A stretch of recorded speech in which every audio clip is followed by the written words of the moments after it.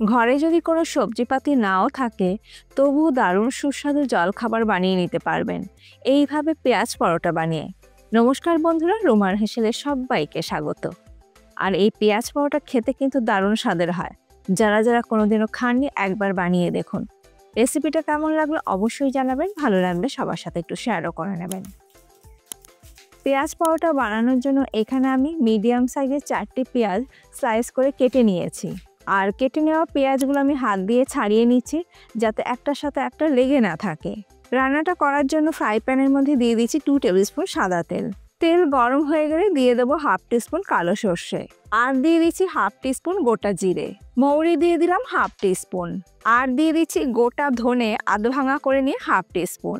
হিং দিয়ে দিলাম 1/4 টিস্পুন, আর দিয়ে দিলাম কাঁচা লঙ্কা কুচি। ঝালটা অবশ্যই নিজেদের স্বাদ অনুযায়ী ব্যবহার করবেন। আর দিচ্ছি 1 টিস্পুন গ্রেট করে নেওয়া আদা। গ্যাসের ফ্লেমটাকে লো টু মিডিয়ামে রেখে সব কিছু একসাথে ভালো করে ভেজে নেব যতক্ষণ না পর্যন্ত আদার কাঁচা গন্ধ চলে যায়। আদার কাঁচা গন্ধ চলে গেলে এরপর দিয়ে দেব কুচনো পেঁয়াজ। হলুদ গুঁড়ো দিয়ে দিলাম 1/2 টিস্পুন। এই সময় গ্যাসের ফ্লেমটা কিন্তু একদম লোতে আছে। নুন দিয়ে দিলাম স্বাদ মতন। এবার গ্যাসের ফ্লেমটাকে মিডিয়ামে রেখে সব কিছু একসাথে ভেজে নেব। আর নুন দেওয়ার কারণে পেঁয়াজটাও কিন্তু তাড়াতাড়ি নরম হয়ে যাবে।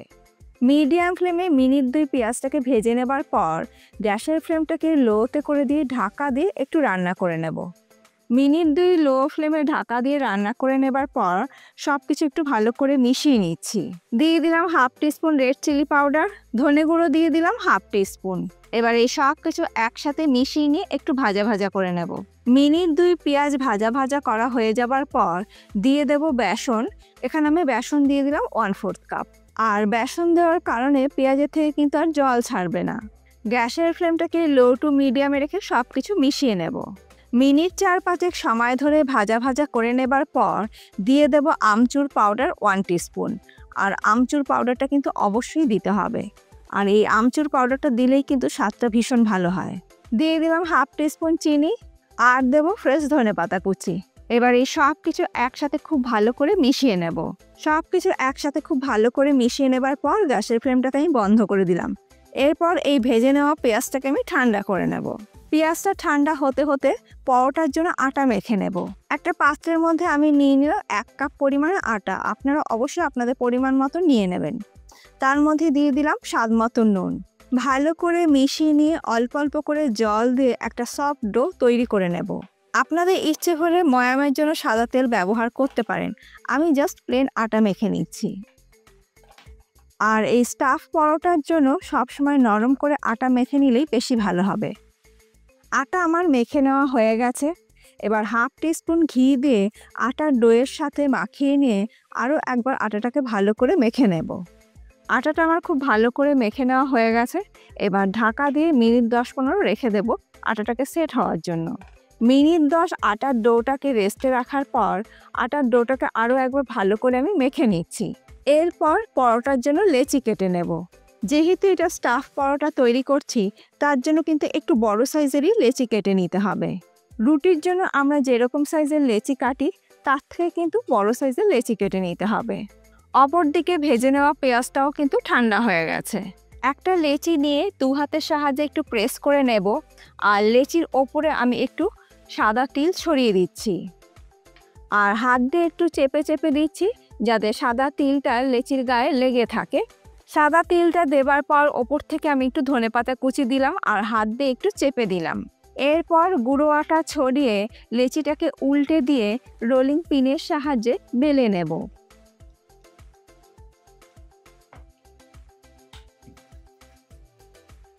রুটিটা বেলে নেবার পর যে সাইডে ধনেপাতা কুচি আর সাদা তিল আছে তার অপোজিট সাইডে পেঁয়াজের পুরটা দিয়ে দেব।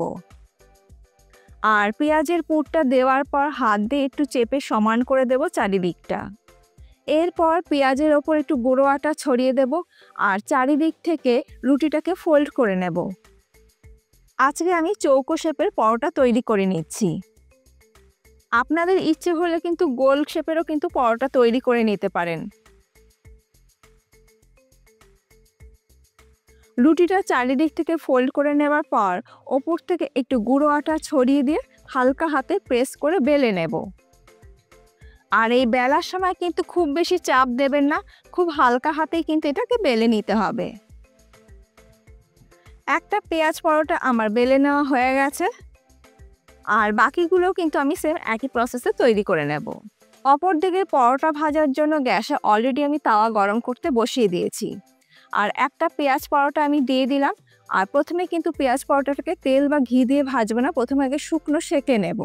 গ্যাসের ফ্লেমটাকে লোতে রেখে পেঁয়াজ পরোটাটাকে আগে প্রথমে শুকনো সেঁকে নেব দুটো পিঠ সেঁকে নেবার পর অল্প পরিমাণে ঘি দিয়ে আমি পরোটাগুলোকে ভেজে নিচ্ছি। আপনাদের ইচ্ছে হলে কিন্তু সাদা তেলেও ভেজে নিতে পারেন। খুব বেশি ঘিয়ের ব্যবহার আমি করছি না, অল্প ঘি দিয়েই কিন্তু খুব সুন্দরভাবে পেঁয়াজ পরোটা ভেজে নেওয়া হয়ে যাবে। উল্টে পাল্টে আমি দুটো পিঠে কিন্তু পরোটা খুব ভালো করে ভেজে নিচ্ছি, আর পরোটা কিন্তু দেখুন খুব সুন্দর কিন্তু ফুলেছেও। উল্টে পাল্টে পেঁয়াজ পরোটাটাকে আমি খুব ভালো করে ভেজে নিয়েছি, আর আমাদের প্রথম পেঁয়াজ পরোটা একদম রেডি। ঠিক এই একই পদ্ধতিতে বাকি পেঁয়াজ পরোটাগুলো আমি ভেজে নেব। আজকে আমি এই পেঁয়াজ পরোটা টক দইয়ের সাথে সার্ভ করছি। সবশেষে একটা কথাই বলবো, পেঁয়াজ পরোটা খেতে কিন্তু দারুণ স্বাদের হয়। যারা কোনোদিনও খাননি অবশ্যই একদিন ট্রাই করুন। আর দেখুন পরোটার ভেতরে কিন্তু পেঁয়াজের পুরটা কিন্তু বেশ ঠাসাই আছে, আর পেঁয়াজের পুরটা কিন্তু চারিদিকে সুন্দর স্প্রেড করাই আছে। রেসিপিটা কেমন লাগলো অবশ্যই জানাবেন, ভালো লাগলে সবার সাথে একটু শেয়ারও করে নেবেন। আজ তাহলে এই পর্যন্ত, আবার দেখা হবে নতুন কোনো ভিডিওর সাথে। ভালো থাকবেন, সুস্থ থাকবেন, ধন্যবাদ।